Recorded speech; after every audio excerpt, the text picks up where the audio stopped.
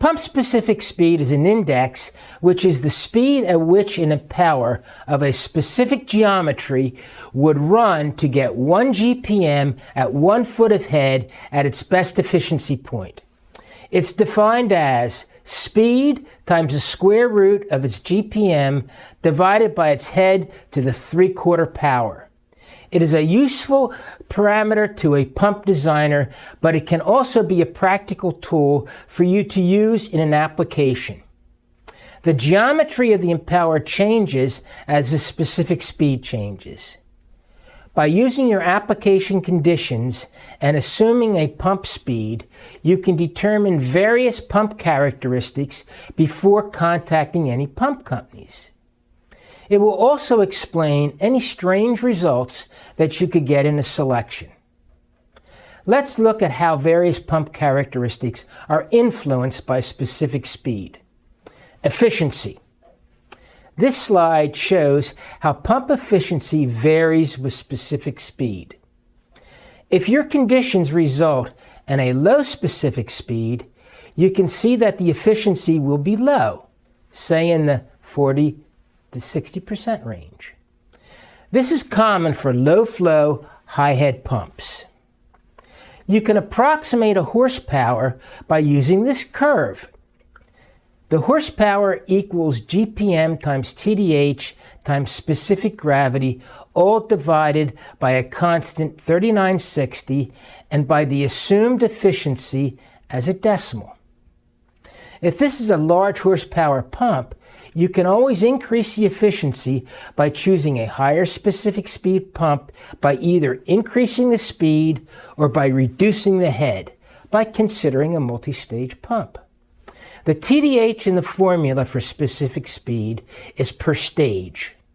So divide the head by 2 for a 2-stage pump, by 3 for a 3-stage pump, and so on until you get an acceptable specific speed and efficiency. The shape of the pump curve is also defined by specific speed. This slide shows how the variation in brake horsepower changes as specific speed changes. The practical aspect is that you can determine where the maximum horsepower occurs. In lower specific speed pumps, the horsepower increases as the flow increases.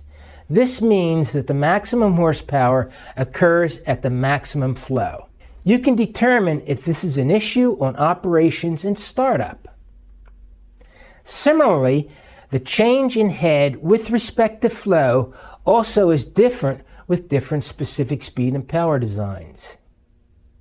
The practical aspect of knowing this is that, for instance, a high specific speed pump will have a very high rise to shutoff. This means you don't want to start this type of pump with a closed discharge valve.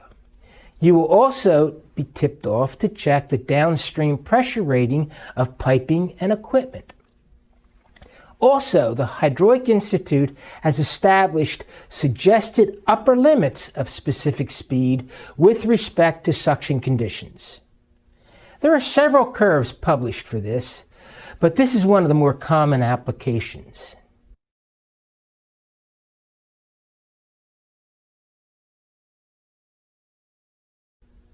Hydraulic Institute also states that these limits may be exceeded if a manufacturer has experience and test data for the application. Here are some examples of different specific speed impellers.